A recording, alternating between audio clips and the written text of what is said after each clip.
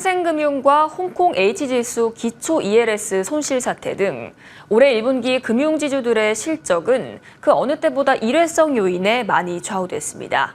이에 따라 희비도 엇갈렸는데요. 금융지주들의 1분기 실적을 놓고 이야기 나눠보겠습니다. 조정현 기자 나왔습니다. 어서 오세요. 예, 은행권의 ELS 손실이 상당합니다. 거의 조 단위 손실이 나온 상황이죠. 네, 일단 홍콩 ELS를 판매한 은행들이 일제히 그 자율 배상을 투자자들에 대해서 결정을 했었죠. 은행 실적은 금융지주 실적에 연결이 되는데요. 지주별로 보면 KB가 이번 ELS 사태로 인해서 가장 많은 8,620억 원의 충당 부채를 인식을 했습니다. 또 NH농협과 신한금융의 ELS 충당 부채도 각각 3천억 원, 또 2천억 원대입니다. 하나와 우리금융까지 5대 금융의 ELS발 충당 부채는 모두 1조 6,650억 원입니다.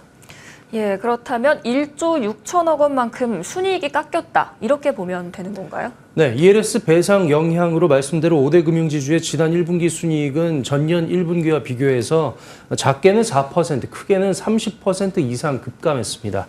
앞서 8천억 원대 배상을 결정했다고 말씀드린 KB가 마이너스 30.5%, 또 NH농협금융이 마이너스 31.2%로 실적 하락세가 가장 컸고요. 결국 리듬금융 경쟁에서도 신한금융이 KB를 제쳤습니다. 두 금융지주 간 순이익 격차는 2,700억 원이고요. 그런데 ELS 배상 충당 부채가 75억 원에 불과한 우리금융의 순이익이 10% 가까이 줄었습니다. 수천억 원대 배상을 결정한 신한이나 하나금융보다도 순이익 감소율이 훨씬 더 컸습니다. 예, 배상은 가장 적게 했는데 실적이 나빴다는 건 결국 이 펀더멘털에 문제가 있다고 봐도 되는 걸까요? 네, ELS 부담이 거의 없었기 때문에 이번 1분기에 우리금융 실적에 대한 기대감도 있었는데 실제로는 그렇지 못했습니다. 결국에 은행의 영업력이나 사업 다각화에 그 문제가 제기되고 있는데요. 우리은행 영업이익이 1년 사이에 5.7% 줄었습니다. 신한은행 영업이익이 22%, 국민은행의 경우에는 그 13.6% 증가한 것과 비교하면 은행권에서 거의 나홀로 역성장인데요. 임종룡 회장 체제 이후에 영업력 회복에 몰두하고 있지만 뚜렷한 성과가 나오지 않고 있습니다.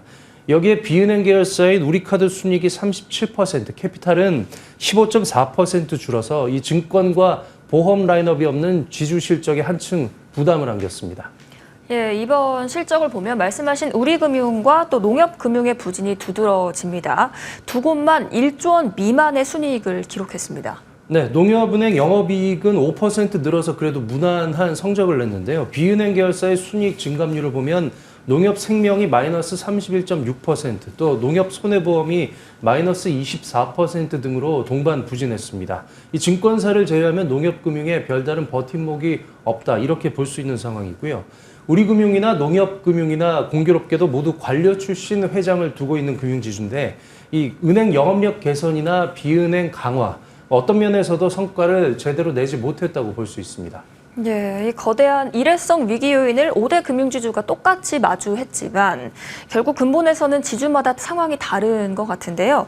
상생금융이나 또 ELS 배상과 같은 문제가 1분기에 어느 정도 정리가 됐기 때문에 이제부터 진검승부다, 이렇게 봐도 될까요? 네, 일단 전체적으로 ELS 배상 때문에 순이익도 줄고 그랬지만 전체적으로 건전성 자체가 훼손이 되질 않았습니다. 이 5대 금융지주의 보통주 자본 비율을 보면 평균 12.8%로 집계가 됐는데요. 이거는 지난해 1분기와 비교해서 0.1%포인트 정도로 소폭 하락한 그런 수치입니다. 이 금융지주들은 보통주 자본 비율이 13%를 넘기면 그때부터 주주 환원을 계속 확대하겠다, 이렇게 공언을 해둔 상태인데요. 우리금융 정도를 제외하면 13%, 이 기준선을 대체로 지킨 상황입니다. 금융지주들은 현재 정부가 추진 중인 그 밸류업 프로그램에도 대응해서 배당과 자사주 매입 소각 같은 주주 환원 정책을 계속 이어나갈 계획이어서요. 총주주 환원율이라는 전체적인 기준을 끌어올린다는 그런 계획입니다.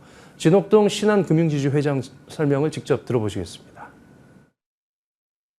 24년 전략 목표는 고객 중심 인류 신한, 틀을 깨는 혁신과 도전입니다.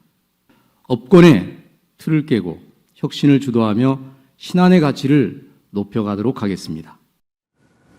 예, 1분기 실적 악화는 피할 수 없었지만 2분기부터는 본격적인 경쟁이 다시 시작될 것으로 보입니다. 오늘 말씀 잘 들었습니다.